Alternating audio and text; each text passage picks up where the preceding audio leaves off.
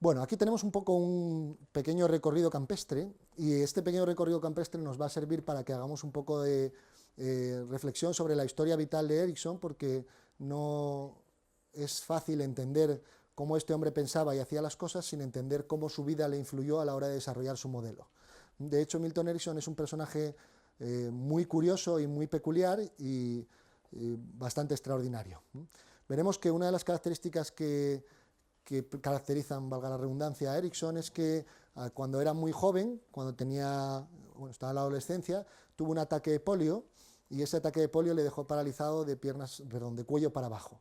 Así que él, que vivía en una granja, con un montón de hermanos, básicamente le ataban a una mecedora para que no se cayera, porque no tenía muy buen tono muscular, y entonces ahí estaba el hombre, pues viendo cómo se desarrollaban las actividades en la casa. Y él estaba paralizado, pero su hermana pequeña estaba empezando a andar en ese momento. Entonces lo que hacía Erickson era fijarse con mucho detalle en los movimientos que hacía su hermana pequeña y luego los reproducía mentalmente.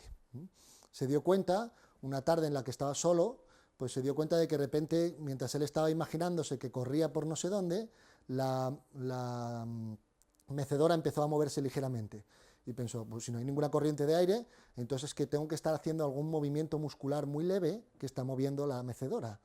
Así que dijo, pues si puedo hacer este movimiento muscular, puedo entrenarme para hacer más. Así que empezó a replicar y a dedicar mucho tiempo a estar mentalmente reproduciendo los movimientos que hacía su hermana pequeña para aprender a andar y literalmente reeducó su cuerpo para volver a moverse. Así que recuperó la movilidad y volvió a ser capaz de moverse, andar, etcétera, y lo que estaba haciendo de hecho era autohipnosis, aunque él no lo sabía en ese momento. Y bueno, el caso es que otro de los hitos importantes en la vida de Erickson es que Erickson había quedado muy impresionado con un médico que había conocido positivamente cuando él estaba con este tema de la polio y entonces quería ser médico, pero no sabía si tendría fuerzas para serlo. Después de esa experiencia con la polio, había conseguido superar su parálisis, pero aún tenía que fortalecer la parte superior de su cuerpo, de manera que lo que decidió fue hacer un viaje en canoa por el río, que no me acuerdo cuál es, será posible. Bueno, por el río, pero un viaje de 1200 kilómetros para poder descubrir si era capaz de hacer eso, pues entonces se sentía también capaz de convertirse en médico y afrontar la escuela de medicina. Así que se fue y se hizo ese viaje en canoa, se lo hizo solo, y en ese viaje fue cuando él tuvo un montón de experiencias de tratar con personas y de descubrir muchas de las cosas que luego él contaba en sus terapias. El caso es que consiguió hacer ese viaje, consiguió hacerlo solo, y consiguió demostrarse que era capaz, y entonces pues estudió medicina y se hizo médico.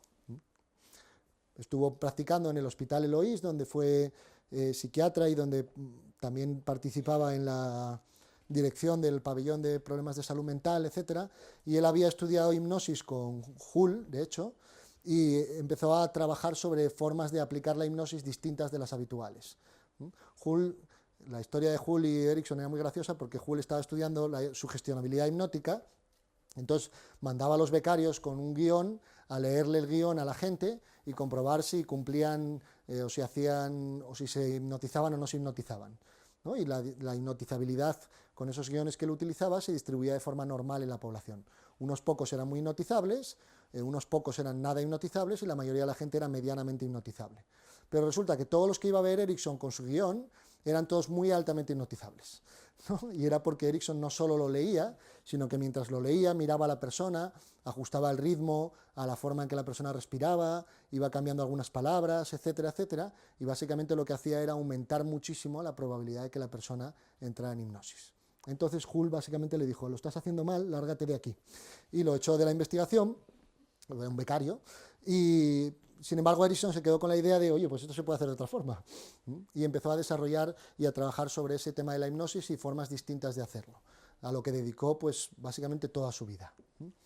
Durante muchos años se dedicó a hacer docencia y a hacer terapia y a trabajar en ese hospital psiquiátrico, pero llegó un momento en el que las condiciones de la polio, cuyas secuelas seguía arrastrando durante toda su vida, en forma de dolor y en forma de dificultades, él llevaba un bastón porque parte de las secuelas de la polio le habían dejado dificultades para andar en una de las piernas y tenía dolores que manejaba con autohipnosis. Pero hubo un momento en el que la necesidad de tener un ambiente seco para poder manejarse con esas condiciones de su enfermedad le hizo mudarse a Phoenix, Arizona. Ahí en Phoenix, Arizona, fue donde vivió hasta que murió y donde desarrolló gran parte de su tarea docente y donde, pues en los últimos años de su vida, pues se creó la Fundación Ericsson, porque Ernest Rossi y otros discípulos de Ericsson pues se empeñaron en empujarle a que tratara de sistematizar un poco, de recoger todas sus conferencias, y básicamente lo que hacía Rossi con Ericsson con 80 años, pues cogía a Ericsson por banda, ponía una cinta de una intervención de Ericsson, se ponían los dos a comentarlo y lo grababa para transcribirlo y hacer libros. Entonces Ericsson iba explicando lo que iba haciendo, Rossi lo iba comentando, y hay muchos de los libros de Ericsson y Rossi son así.